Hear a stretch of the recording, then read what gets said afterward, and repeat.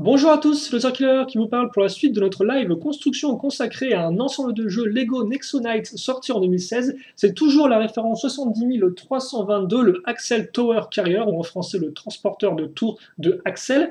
Et donc dans la première partie, on a ouvert le premier sachet et on a construit bien justement Axel, que voici, avec ses 4 Nexo-pouvoirs, incroyable, 4 Nexo-pouvoirs, et Burnsy, comme vous pouvez le voir, assez impressionnant avec son gros marteau et sa couleur rouge vif et orange transparent. Voilà, ainsi que 3 petits globelins aplatis. Bon, ça, on n'en parle pas trop, mais en tout cas, ils sont là. Et donc, justement, on a construit plus ou moins la seule présence monstrueuse de ce set. Donc, vous allez voir qu'après, on aura aussi une petite figurine d'attaquant des cendres, un truc comme ça. Voilà. Mais donc, il est temps, justement, de commencer le transporteur de tour de Axel. Et pour ce faire, eh bien, nous allons nous munir du sachet numéro 2.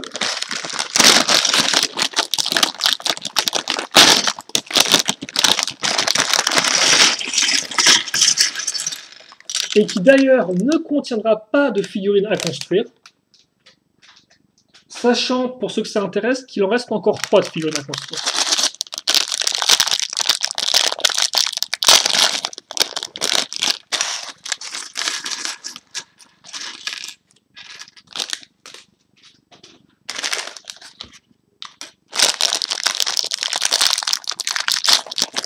Voilà donc pour les sachets entre guillemets normaux.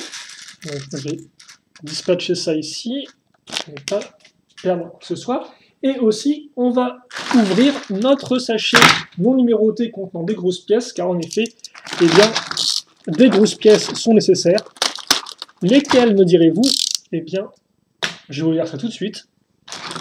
Nous aurons besoin, petit 1, de ces deux pièces-là, donc qui ont une forme d'octogone, si je ne me trompe pas, 8 côtés, et puis ensuite celle-ci. Donc au final, il ne reste plus que les roues et une grande plaque. Donc on l'a très vite utilisé, ce sachet-là. Hein. Voilà. Et donc avant de passer à ces grosses choses, ces grosses plaques, etc., on va commencer, non pas par des figurines, comme je l'ai dit, mais par un accessoire. Et forcément un accessoire plutôt cool, car il s'agit d'un des fameux livres que cherchait à récupérer Gestro et le livre des monstres pendant toute la saison 1 et 2, donc les 2 saisons de 2016 de la série animée. Et alors lui par contre, je ne sais pas si on l'a ailleurs ce livre-là, alors par contre ce serait encore mieux si j'arrivais à l'assembler. Ça nous permettrait d'avancer. Alors j'ai le bouquin, est-ce que j'ai la page maintenant? Pas là-dedans je pense, pas là-dedans. Donc paumé au milieu des petites pièces, voilà c'est ça. Oh! Et on dirait bien que... Donc, voilà le bouquin en question. Je ne sais pas duquel il s'agit. Alors, par contre, il y a beaucoup plus de bouquins dans la série que en jouets, si je dis pas de bêtises. Mais je peux me tromper. Et donc, on ouvre et on tombe sur Whipperella, si je dis pas de bêtises. Donc, Whipperella, une des monstres avec un fouet, qui est d'ailleurs elle aussi arrivée assez rapidement dans la série. Il me semble qu'on la voit dans l'épisode où ils sont dans une sorte de bois avec des cauchemars et autres, si je dis pas de bêtises. Et par contre, effectivement, il aura fallu attendre la vague 2 pour la vague 2 2016 pour l'avoir en jouet, et uniquement dans un set spécial édition, à savoir le mecha du Chevalier Noir. Voilà. Que vous pouvez trouver donc sur la boutique en ligne de Lego. Et aussi en Toys R Us par contre. Vous pouvez le trouver effectivement en magasin de façon assez... si vous avez un Toys R Us chez vous, et bien vous pouvez le trouver là. Il coûte, je crois, 57 € peut-être, un truc comme ça, quoi. C'est pas le plus cher, mais c'est pas non plus le plus donné. Allez, cessons de parler de sets que nous n'avons pas pour parler de sets que nous avons entre les mains, et donc que nous allons construire ensemble. Et nous allons commencer donc avec une 2x8. Allez, 2x8 et puis on foire. Non, une fois. J'y arrivé ou pas? Voilà. Une fois 4 avec 3 trous circulaires. On enchaîne une bonne grosse brique 2x6. Une fois 2 bleu foncé, donc un peu de couleur, ça fait pas de mal. Une pièce assez particulière, comme vous pouvez le voir, parce que vous avez une 2x2 avec 2 accroches circulaires directement moulées dedans. On va maintenant mettre 2 pièces, une fois une, dans les trous sous la brique. Ce qui honnêtement est quelque chose qu'on fait assez peu, je trouve, dans les constructions. C'est quand même une première. Sûrement pour mettre à niveau par rapport à la plaque qui est ici.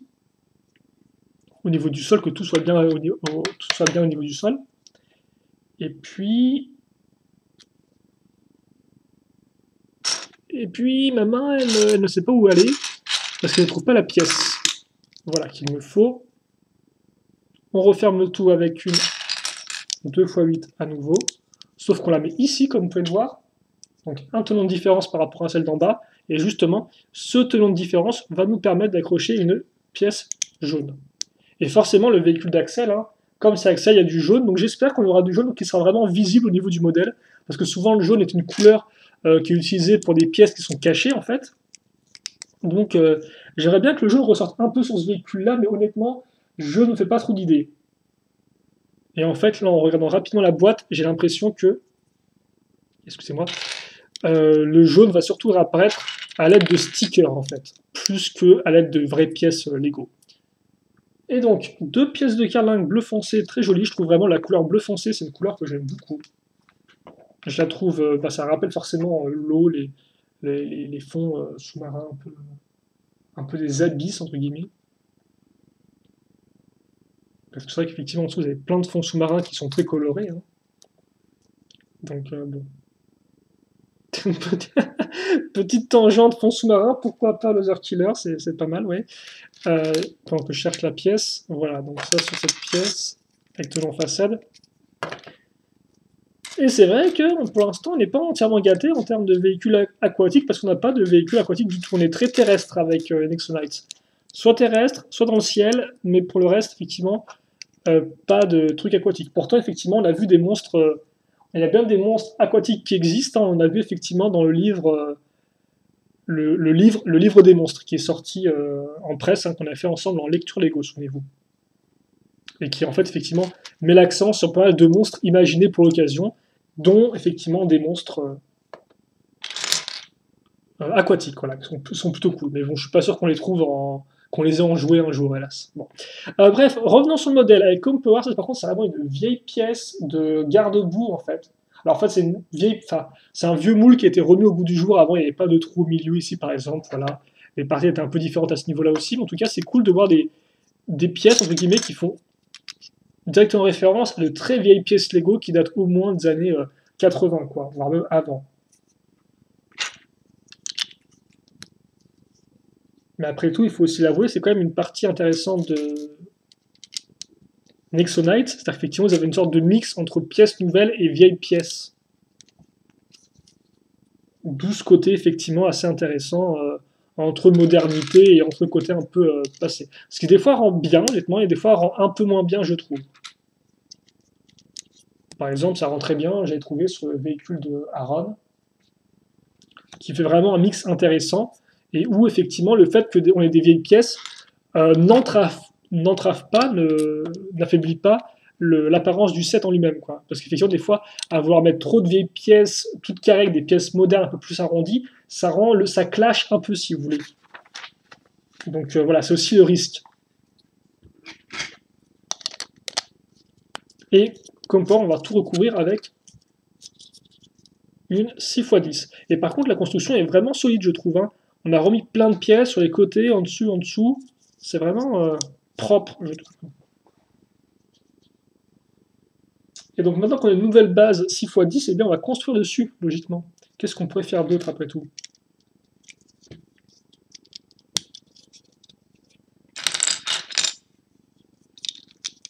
Voici des pièces qui vont donc avoir des côtés en biais, comme ceci. Et ces pièces grises à ce niveau-là. Alors attendez 2 secondes. Et je pense qu'on voit. Oui, on voit bien ce que je fais. Je pense que je construis pas trop loin, on reste dans quelque chose de clair. Puis on va faire un petit x4 avec un assemblage pièces cylindriques et pièces 1x1 orange transparente.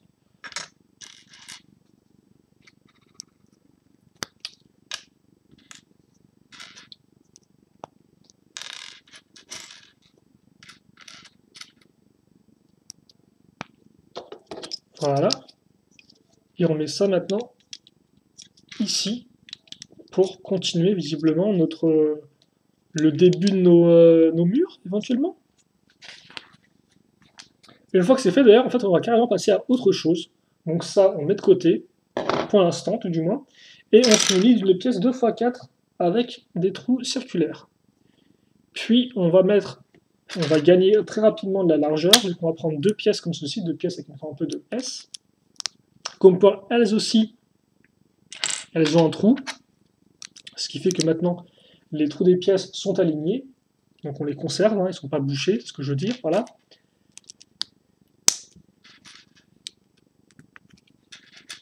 Et on amène donc des pièces pentues avec la grille, comme ceci. Et on retrouve aussi, quitte à faire des pièces bleu foncé, des petites 1x4.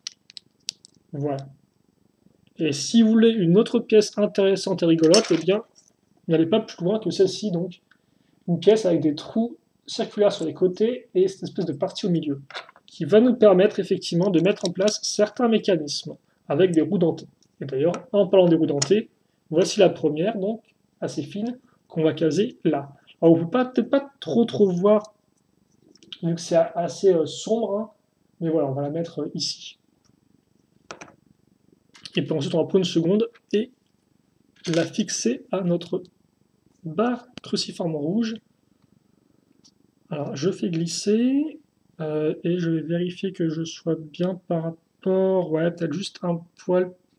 Non, j'ai dit un poil plus en bas, pas genre 3 cm de plus en bas. Et donc, ça, on le met ici. Parce que là encore, comme quoi, on ne peut pas vraiment voir, mais il y a un trou en fait dans la brique. Et donc, on peut caser la barre sans souci. Une fois que c'est fait, non, par contre, il n'y a vraiment qu'une seule accroche. Ok, on est d'accord. Ah non, ouais, je sais bien ce que je me disais. On doit en mettre deux. Comme quoi, voilà, ici, donc de deux côtés, et on met ça là, et après on referme avec cette pièce. Si les deux 1x4 pouvaient rester en place, par contre, ce serait genre tip top, quoi. Une fois que c'est fait, on prend une barre noire de 6, on prend ensuite un écrou rouge, là encore, on va caser ça, donc je vais enfoncer ça, je pense, au maximum, donc forcément, ça va se coincer dans la roue dentée, on vient de caser la roue dentée beige, donc maintenant, c'est-à-dire que la pièce est accrochée, je n'ai plus qu'à mettre ça ici, faire passer maintenant plein de pièces, donc une fois deux jaune, une autre pièce avec un écrou, et la pièce 2x2 avec une partie dentée. Ok, donc ça va rouler, ça va bouger, ne vous inquiétez pas. Ensuite, je reprends ceci et je le case comme ça. Donc ça à l'avant, ça à l'arrière. Voilà, c'est bien aligné tout. Voilà, prenez bien le temps de bien enfoncer vos briques, comme ça il n'y aura pas de problème par la suite. C'est bien solide comme ça, voilà. Et donc maintenant, nous avons ça qui tourne. C'est génial. Donc nous avons effectivement ça qui tourne. Alors par contre, nous n'avons pas d'accroche. Il n'y a pas d'autre barre qui va se mettre dessus, là, à l'arrière. On a juste ça comme ça et puis basta. Mais écoutez, on dirait bien. C'est bizarre ça. Pas censé mettre au moins une petite barre qui traîne comme ça dans un coin Non, d'accord, ok. Eh bien, enchaînons. On va faire gagner un peu de hauteur à tout ça, justement. Vu que les coins, maintenant, se sentent un peu seuls. Après l'arrivée de la grosse pièce. Donc on va ajouter ces pièces-là ici. Par contre, je me rends compte qu'il y a quand même pas mal de pièces encore restantes.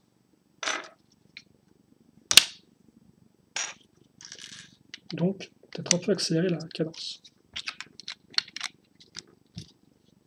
Et c'est vrai qu'effectivement, je n'avais pas fait la remarque, mais vous avez une pièce ici, donc qui est une pièce d'accroche pour remorque, ça.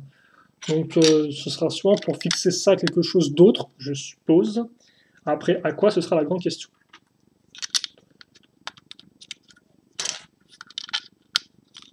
On met de la 1x6 ici, et de la 1x4 ici, le tout en version lisse, avec une grosse trace de velours dessus, forcément, toujours très appréciable.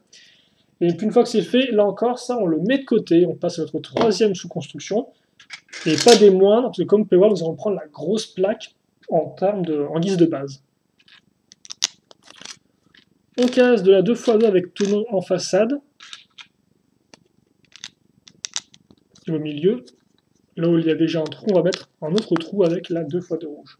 Puis, un peu de briques avec 2 1x3, suivi de ces grandes pièces avec un côté en biais, comme vous pouvez le voir, ou en diagonale si vous préférez. Même c'est pas exactement ça, mais voilà. Et ensuite, on met de côté, on prend la 2x8, on case une pièce lisse, 2 pièces pentues, 2x2 x 2 briques de hauteur. Une structure plutôt simple avec une ouverture. Pourquoi faire? Je ne sais pas. On met ça ici, et je pense que c'est bon, il nous reste des tenons qui traînent à l'arrière. Mais normalement, je ne suis pas trompé. On fait le pont entre nos 3 pièces avec une 2x8 trouée. Et on la maintient et on met à niveau avec des 2x2 sur les côtés. À l'intérieur, c'est plutôt mignon. On va mettre des petites pièces jaunes comme ceci. J'aime bien parce qu'effectivement, vous avez 2 diagonales qui se suivent maintenant. Entre guillemets, quoi. Plutôt 2 parties en biais qui sont parallèles l'une à l'autre, devrais-je dire. Et on finit tout ça avec plein de jaunes. Ouais, génial. Et aussi avec une pièce grise qui est à faire. Mais quand même, ça reste du Lego, donc forcément, dites bonjour aux pièces grises. Ensuite, on prend une fois 2 avec un tenon et on met la petite pièce transparente comme ceci au milieu. Et on fait ça x3.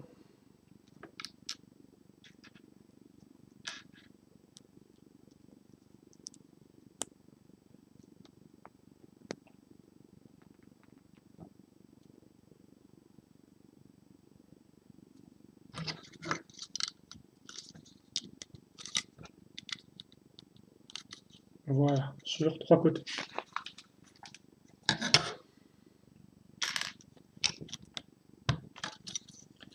Je mets la une fois 2 ici avec la croche à l'arrière, et puis pour le reste, attendez. Attendez, parce qu'effectivement, ouais. Donc déjà, on va mettre ici cette pièce une fois 4. Puis ensuite, sur les deux côtés, je vais mettre des pièces pentues inversées une fois 2. Et en fait, j'ai continué à travailler là-dessus jusqu'à la fin de la page, en fait, attendez. Je reviendrai un peu en arrière après. Donc ensuite, de la 1x2 avec une accroche cruciforme, je mets une barre de 2 dedans, et la pièce d'interconnexion, et je mets ça ici.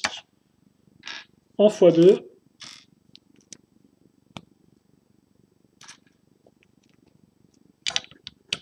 Voilà. Et puis enfin, je recouvre tout ça afin que tout soit bien solide. Et je pense que là, j'ai fait le tour. Ok. Et justement, une fois que c'est fait, eh bien, on va pouvoir poser notre premier sticker du modèle. Donc en effet, on va poser le sticker du panneau de commande. Alors, je vais mettre ça ici.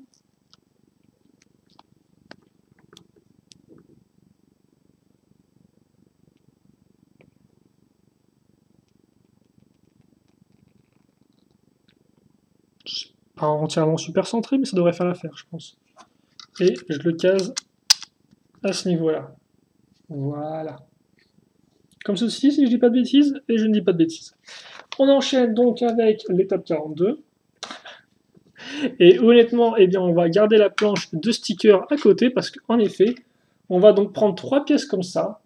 Alors, je ne sais pas si je les avais déjà vues auparavant. Honnêtement, il ne me semble pas.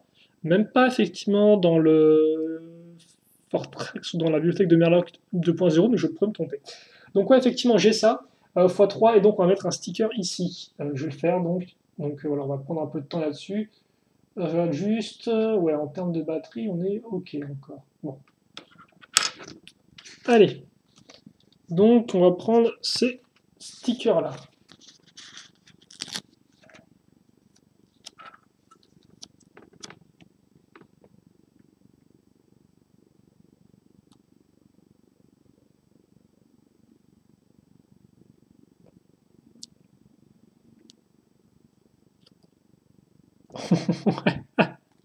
Lui, il est un peu sur le côté, il s'est un peu rétamé sur le côté à la fin. Bon, voilà.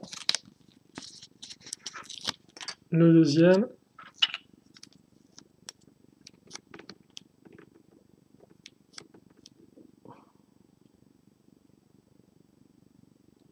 On va essayer d'assurer un peu mieux la fin sur celui-ci.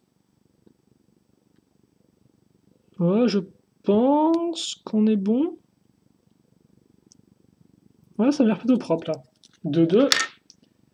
Et enfin, le troisième et dernier. Et normalement, ce sera au moins tout au niveau des stickers pour cette page-là. Après, je sais pas si ce modèle-là, on aura d'autres en... Enfin, cette partie du véhicule, tout du moins, on aura d'autres par la suite. Ouais. J'ai l'impression que plus ça avance, plus mon sticker il est proche du bord au-dessus, quoi. Et effectivement. Ouais, bon. Voilà. Voilà. Donc, on va mettre ça. Eh bien, non, non, on est encore là-dessus, excusez-moi. Je vais mettre ça donc ici. C'est super cool, vous allez voir. Parce qu'au final, en juste une étape, avec juste 3 pièces qui sont quand même de bonne taille, hein, elles font au moins, je crois, 4 briques de haut, eh bien, en une étape, on a fait un petit bunker. Quoi. On a construit une sorte de petite forteresse et tout, avec l'intérieur, avec le cockpit et tout, c'est super cool, je trouve. J'aime beaucoup, en tout cas, la forme que ça, c'est vraiment super sympatoche, quoi. C'est dommage qu'il n'y ait pas des vraies fenêtres ou des espèces de fenêtres faites sur les stickers, là, mais c'est... je pense que la pièce aurait connu un peu moins d'utilisation si vous avez mis des fenêtres dedans, des trous dedans, tout du moins. Et donc après, on fait justement les coins avec de la pièce 1x1. Comme ceci. Et comme cela. Voilà. C'est cool, non? Enfin, en tout cas, c'est vraiment très solide, quoi. J'aime beaucoup la forme que ça a, avec les 3 parties ici identiques. C'est sympatoche. Puis, on va mettre ça ici. Voilà. Et ensuite, je mets de la 1x1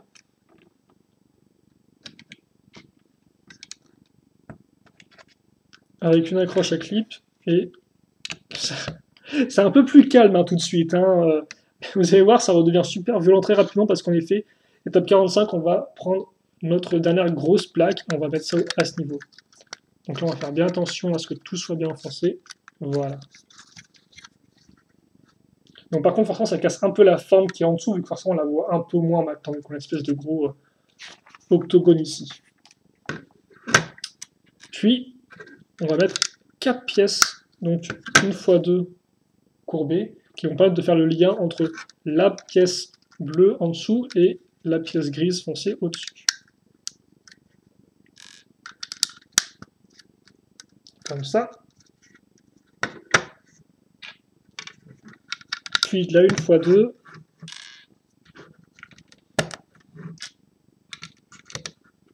En briques, en plaques, mais comme vous pouvez le voir dans les 3 cas, eh bien, ce sont des accroches à clip en plus, qui me seront utiles par la suite. Et puis on continue avec les pièces qui sont à côté en biais. On trouve aussi à nouveau de la petite pièce jaune sur les côtés. Et de la pièce pentue, 1x2 en longueur. J'espère que vous me suivez toujours. Et enfin, l'autre pièce pentue 1x2 en longueur à ce niveau-là. Voilà. Et je pense que là... Bah non, en fait, non. J'ai carrément oublié qu'on devait aussi faire ça ici. Et là. Voilà. Du bon x4, du x2, du x tout ce que vous voulez. Mais en tout cas, on reprend ça maintenant. Et on va le caser directement ici grâce à la barre. Et en fait, comme vous pouvez voir, là, sur la plaque, vous avez une forme circulaire qui va venir s'enclencher dans la forme circulaire ici.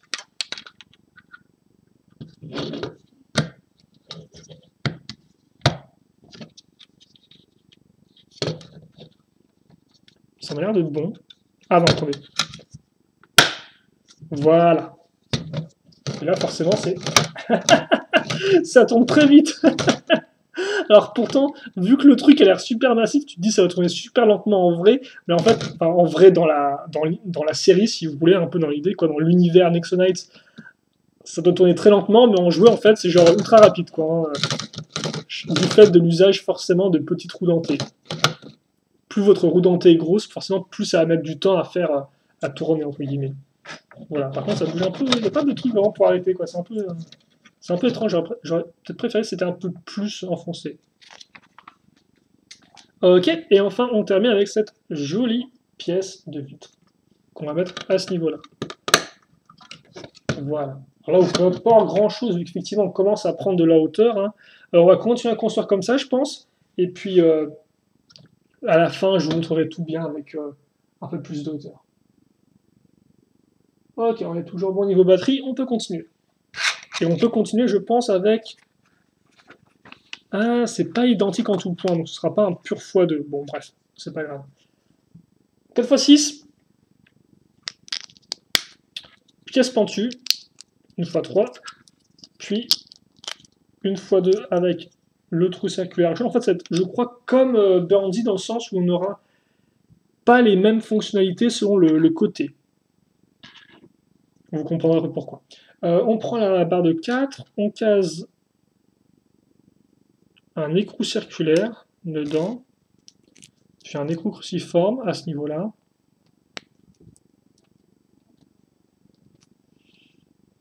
Voilà. Comme ceci. Je fais passer généralement la pièce d'interconnexion qu'on met ici. Alors pourquoi je dis interconnexion? Parce qu'en fait c'est une pièce, si vous voulez, qui a deux trous cruciformes, un ici et un de l'autre côté, ce qui fait qu'on peut interconnecter donc deux barres cruciformes des deux côtés. Voilà, donc c'est pour ça que j'utilise ce terme-là, pour ceux qui arriveraient un peu en cours de route, parce que c'est vrai que des fois j'utilise certains termes qui peuvent sembler un peu bizarres. Donc voilà. Idem, des fois, certains me disent pourquoi tu fais des maths, je ne fais pas des mathématiques. Hein. Quand je dis une pièce 4x6, par exemple, c'est le nombre de tenons. 4 tenons, donc les plots que vous voyez ici, 4 tenons fois 6. Donc 4 en largeur, 6 en longueur. Voilà. Ça, effectivement, ça, je devrais peut-être le dire dès le début de la vidéo plutôt. Bon. Et voilà, assez classique, hein, un lanceur de disque, comme on a pu voir au niveau du bras gauche, je vais y arriver, de Burnsy, mais en un peu plus gros. Et une fois que c'est fait, on retrouve nos pièces de garde-boue toutes faites en 2x4. On met une pièce comme ceci. On retrouve aussi une petite pièce de gris et une micro-amiron à ce niveau-là. Et ça, eh bien, on l'accroche à ce niveau. Voilà, c'est comme ça que ça se met. Pourquoi pas. Et on demande à l'accueil le sticker numéro 9 ou 6. Je crois que c'est 9. Et donc c'est celui-ci.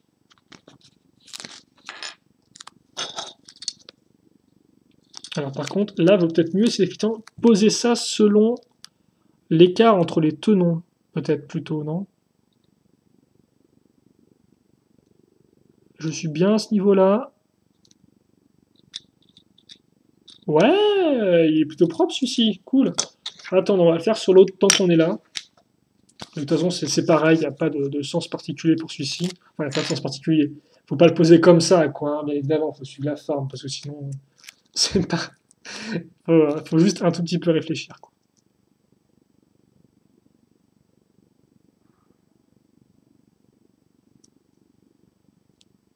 Yes. J'étais un peu trop parti sur le côté, là. Ouais. Ouais, bon, ok. On met de côté, et donc ça, on va l'accrocher eh bien, sur la pièce d'interconnexion. Et comme on a utilisé une pièce micro-amiron, donc qui a un côté circulaire, un côté cruciforme, eh bien, on peut pivoter ça comme ceci.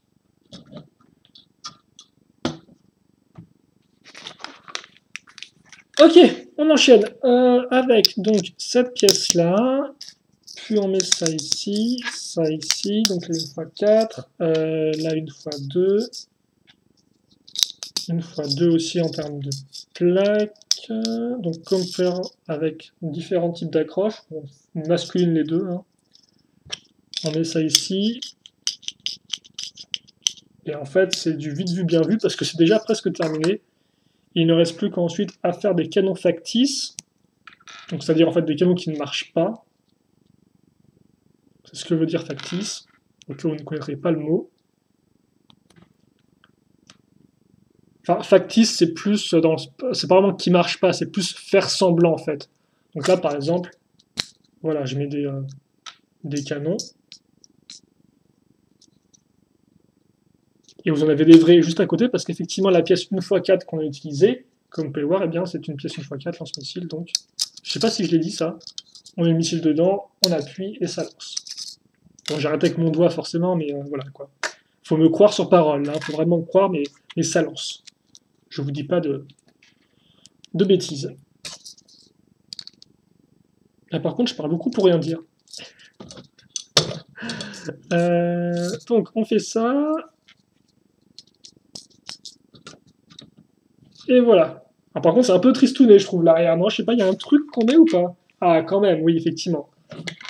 Je vais aller un peu vite. On va mettre une pièce de chenille. Donc, comme une chenille de tank, en fait, hein, si vous voulez. Avec plusieurs pièces comme ça, on peut faire une chenille complète. Et je la mets ici, et voilà. Ah, c'est quand même un peu plus propre, et c'est une façon assez originale, tu sais, cette pièce-là, je trouve. Ça a bien ce côté militaire, donc il n'y a pas de souci à ce niveau-là. Ensuite, on fait un truc plutôt cool. C'est qu'on prend le coffre, on met un exo-pouvoir dedans, et oui, c'est vrai qu'effectivement, je crois que c'est la seconde fois qu'on voit un coffre depuis son usage dans le set entrée de gamme. Souvenez-vous, le petit véhicule entrée de gamme des chevaliers, il y avait un coffre aussi dedans, et le coffre, on l'a pas revu depuis, il me semble. Peut-être dans le Fortrex, je crois. En tout cas, chose assez rare. Alors bon, le coffre en lui-même, voilà, qui est enfoncé, mais c'est pas un nouveau moule, hein. Mais c'est le fait qu'effectivement il soit argenté en bas et il ait le couvercle transparent orange qui est cool. Et donc dedans on met un exo-pouvoir. Bon, ça me semble un peu risqué de mettre un exo-pouvoir dans un coffre qui a pas l'air si moderne que ça, mais écoutez, il a une couleur orange transparent, donc qu'est-ce qui pourrait aller mal, quoi. Puis on met ça là-dedans, ça qui est cool justement, c'est qu'en fait le trou qu'on a créé avant, et que j'avais complètement oublié, c'est pour mettre le coffre. Alors par contre, le truc qui va tomber très facilement, hein, je tiens à dire, vu qu'il n'y a rien du tout pour le retenir de l'autre côté. Ouais, ils auraient pu au moins mettre une sorte de tenon pour le tenir, parce que là j'ai l'impression que à peine tu vas faire tourner ton machin, il va tomber quoi avec le... Voilà, bon, ok. On met ça ici. Ah, mais non, parce que là encore, est-ce que j'aurais dit des bêtises?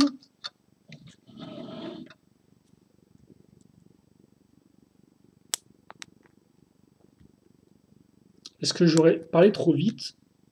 Parce que donc on prend la pièce à clip, on met deux petites pièces une fois une en dessous et une antenne. On met ça là et logiquement, quand je vais la mettre en arrière, voilà, elle va coincer le coffre. Génial, cool. Et enfin, en fait, eh bien, oui, plus vite que ce que je ne pensais. Ah oui, en plus j'avais oublié des pièces qui ont tout début de la construction, visiblement. J'ai oublié de mettre des petites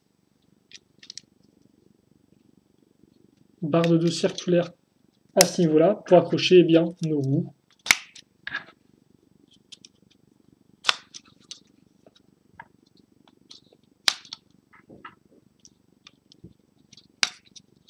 Comme ceci. Et donc, eh bien, je n'ai pas fait le transporteur de tour, j'ai juste fait la tour. Et comme vous pouvez le voir, c'est ce que nous avons construit donc. Alors, il faut juste par contre voilà, mettre les deux.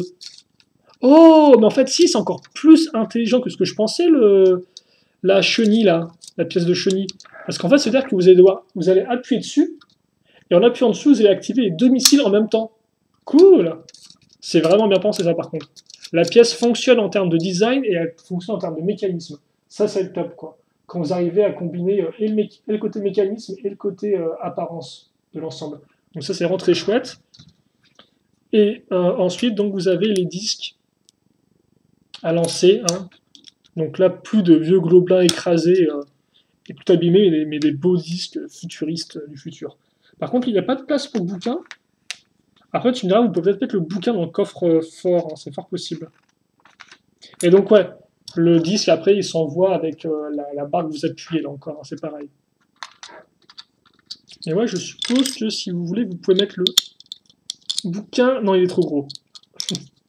Pourtant, j'aurais plus vu des bouquins dans des coffres que des Nexo pouvoirs, mais bon. Voilà. Bon, alors attendez. Rapidement, les pièces supplémentaires. Missiles, écrous circulaires ou cruciformes. Vous avez forcément des munitions aussi comme ceci, qui d'ailleurs ne peuvent pas être casées ailleurs, j'ai l'impression. Quoique si, vous pouvez sûrement les mettre en vrac à l'intérieur du véhicule, je pense qu'il y a la place quand même. Et une antenne aussi. Voilà. Comme ceci.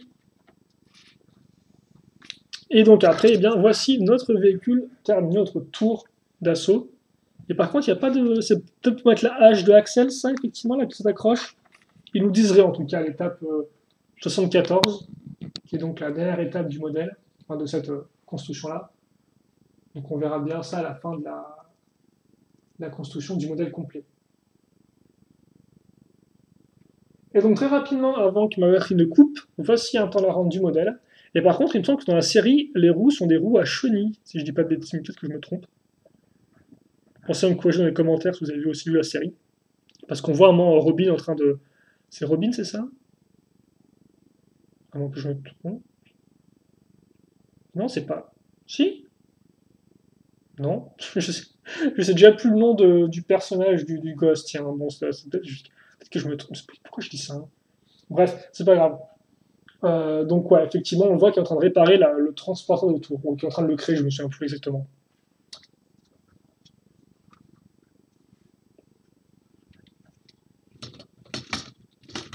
Et voilà pour les mécanismes du véhicule. Et d'ailleurs, petite comparaison de taille par rapport à Axel. Mais forcément, tu me diras, la partie ici est très massive parce qu'il faut que Axel entre dedans, quoi. Donc c'est logique que ce soit aussi imposant en termes de taille. Et honnêtement, elle est plutôt cool cette tour, hein. Bon, c'est vrai qu'effectivement, j'aurais peut-être vu des roues plus grosses en dessous, plus élargies, mais on ne peut pas tout avoir. Et par contre, il me semble que dans la série, les missiles sur les côtés sont un peu moins larges, ils sont peut-être un peu plus rapprochés. Là encore, dites-moi ce que vous en pensez, mais ça se trouve, je me trompe. En tout cas, voilà. On va mettre avec le livre juste à l'avant, bien droit comme il faut. Aussi, oubliez de le préciser, vous avez donc un envers de briques dans le modèle, qui forcément il coûte une certaine somme. Et puis écoutez, on se quitte là-dessus. J'espère que vous avez apprécié cette seconde partie de la vidéo. Et puis on se donne rendez-vous tout de suite donc pour la troisième partie où maintenant effectivement on va construire la partie entre guillemets principale du véhicule et voir comment tout ça fonctionne, se construit, s'enclenche avec ça éventuellement. Voilà, et donc c'est tout. Questions, commentaires, allez-y, et puis on se retrouve tout de suite. Allez, salut à tous et à toutes, et à plus surtout, je l'espère.